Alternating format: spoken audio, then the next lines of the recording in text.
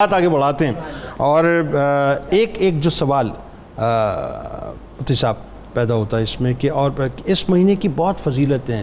ایک تو سب سے بڑی فضیلت تو ظاہر ہے سرکار علیہ السلام کی تشریف آوری، لیکن ساتھ ساتھ اس میں مختلف واقعات بھی ہوئے اور پھر کئی ایسی شخصیات ہیں جنہوں نے پردہ فرمایا. میں چاہتا ہوں اس کے حوالے سے بھی ذرا لوگوں کو بتائیے کہ وہ کیا کیا واقعات تھے. تاریخی اعتبار سے اس میں اہم اور غیر معمولی واقعات رونما ہوئے ہیں.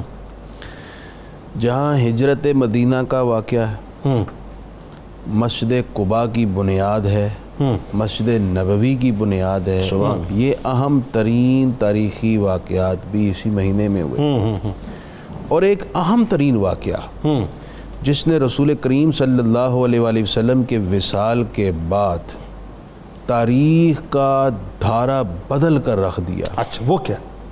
بڑا غیر معمولی واقعہ جس نے امت مسلمہ کی ڈولتی کشتی کو سنبھالا. اچھا وہ کیا؟ وگرنہ سب کچھ ختم ہو جاتا. وہ تھا لشکر اسامہ کی روانگی کا واقعہ. آپ جانتے ہیں کہ جب رسول کریم صلی اللہ علیہ وسلم کا وصال ہوا تو کچھ مدعیان نبوت کھڑے ہو گئے. ٹھیک مرتدین منکرین زکوٰۃ کھڑے ہو گئے. بالکل ٹھیک ہے. ادھر رومی اور ایرانی حرکت میں آ گئے. ٹھیک. آپ صلی اللہ علیہ وسلم نے وصال سے قبل حضرت اسامہ کے لیے ایک لشکر تیار کرنے اور انہیں اس لشکر کا چیف بنا کر جانے کا حکم صادر فرما دیا. بالکل ٹھیک ہے. وصال ہو گیا. ٹھیک ہے. اب سوال پیدا ہوا کہ ہمارے داخلی مسائل کھڑے ہو گئے ہیں. ٹھیک ہے.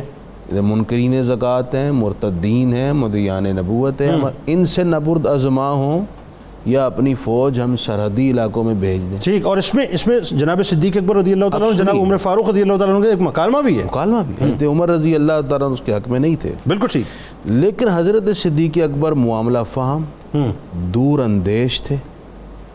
آپ جانتے تھے کہ اگر اس موقع پر ہم اپنی فوج کو یہاں سے سرحدی علاقوں میں بے چوں و چراں بھیج دیتے ہیں تو اس سے یہ ہمارے قریب جو داخلی مسائل کھڑے ہوئے ہیں ان لوگوں کو بھی کان ہو جائے گا، ان کا بھی پتا پانی ہو جائے گا، ان کے بھی حوصلے ٹوٹ جائیں گے کہ جنہوں نے ان مسائل میں بھی اپنی فوج باہر بھیج دی ضرور ان کے پاس کوئی بیک میں قوت ایسی ہے. واہ واہ واہ کیا. اور سب سے بڑھ کر یہ کہ فیصلہ رسول اللہ کا تھا. سبحان. اور یہ سب ربیع الاول میں ہو رہا ہے. ایمان نے گوارا ہی نہیں کیا کہ یہ ربیع الاول میں ہو رہا ہے. جو ربیع الاول شی میں واقع پیش آیا.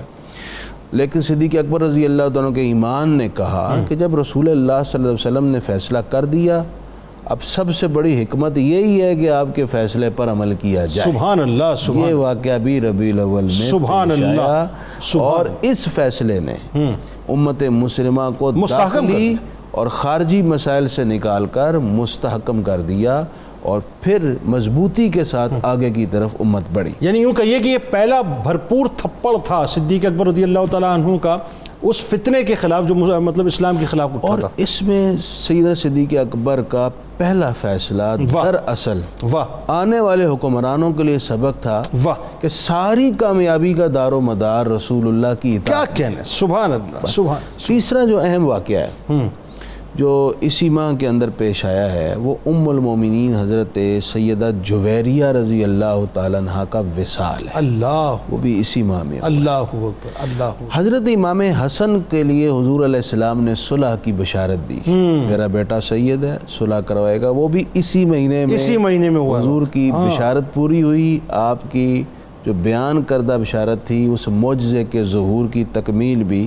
اسی مہینے میں. اللہ اکبر. اللہ. اسی طرح ہمارے جلیل القدر محدثین میں سے بہت بڑا نام ہے جنہوں نے امت پر بڑا احسان کیا، مدینہ شریف کا ادب بھی سکھایا اور ساتھ احادیث کا خزانہ دیا.